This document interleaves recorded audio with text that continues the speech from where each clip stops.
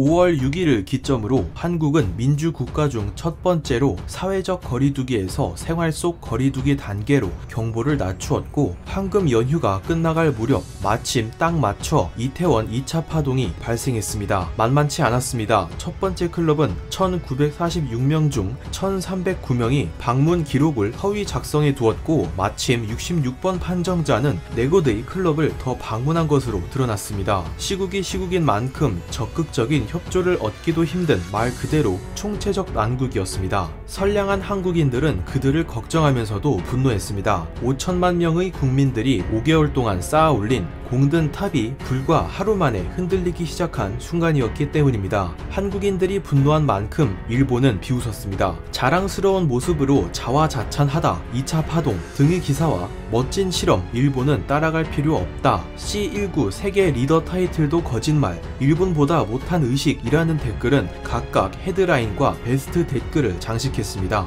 일본은 언제나 그렇듯 한 수 앞을 내다보지 못합니다. 한국을 제외한 세계의 민주국가들은 생활 속 거리두기 단계로의 진입을 미루고 있습니다. 단계를 완화하면 발생할 2차 파동은 지극히 필연적인데 이에 대처할 방안이 없으니 망설이고 있는 것입니다. 하지만 한국은 달랐습니다. 정세균 총리가 지난 26일 한 말이 있습니다. C19를 겪기 시작한 뒤의 삶은 아무도 가지 않은 미지의 영역이며 한국이 걸어가는 길을 세계인들이 따라오고 있다. 국가의 위기 대처 능력은 직접 겪을 때 드러난다고. 실제 이태원 2차 파동이 일어나자 한국 정부는 역대급 대응책을 내놓으며 세계인들을 놀라게 하고 있습니다. 한국 기관 부처들은 이전과는 다른 방식으로 이태원 클러스터 문제에 유연히 접근했습니다. 대상은 성소수자이므로 공권력이 어떻게 접근하느냐에 따라 결과가 크게 달라진다는 점에 주목한 것입니다. 각 부처는 66번 판정자를 통해 클럽에 방문했던 대부분의 손님들이 소수자임이라는 정보를 수집한 즉시 안전 문자를 발송,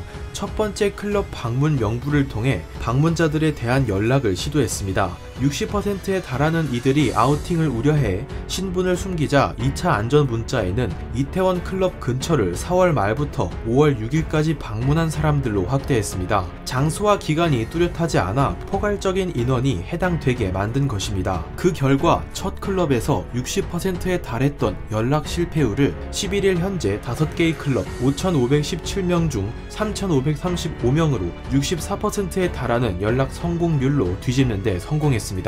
소수자 커뮤니티에는 질본이 광고주가 되어 개인정보 보호를 전제로 검사를 받아달라는 광고를 띄우기도 했습니다. 이런 노력에도 응하지 않는 36%의 인원 1982명에 대해서는 서울시장이 직접 카드 사용 내역, CCTV와 경찰을 통한 친절한 방문 및 벌금 서비스를 제공하겠다고 발표했습니다. 아우팅되지 않으면서도 떳떳하게 나올 수 있는 환경을 조성한 뒤 약간의 압박을 넣은 것으로 풀이됩니다. 자연스레 세계는 2차 파동을 겪고 있는 한국의 대응 현안을 3, 4월 대비 더욱 심도 있게 참고하기 시작했습니다. 외신들 역시 한국의 현 상황 보도에 매우 신중한 모습을 보이고 있습니다. 한국을 따라가는 상황에서 언젠가는 자신들도 겪게 된다는 것을 알고 있기 때문입니다. 독일 도이치 벨레 방송은 한국이 성급히 단계 완화를 했다기에는 경제와 공중보건의 균형을 정말 잘 맞추는 것은 매우 어렵기에 매우 어려운 선택이었다라며 C19 모범국이기 때문에 이미 잘 대처하고 있다라고 평론했습니다. 뉴욕타임스는 경제 재개를 원하는 세계는 한국을 주시하고 있다. 한국은 이미 대대적인 대책을 수립했고 도시 풍경은 마스크 착용만 빼면 이미 C19 이전으로 돌아갔다고 언급했습니다. 한국은 언제나 제 갈 길을 걸어갔습니다. 그런데 좋은 일이든 나쁜 일이든 꼭 분위기 깨는 녀석들이 있습니다. 존재 자체가 레전드인 깨방정 일본입니다. 일본 언론과 네티즌들은 이태원발 파동이 일어나자 세계에서 가장 먼저, 세계에서 유일하게 한국을 비웃고 조롱했습니다. 그런데 한국이 단 하루 만에 5,517명에 달하는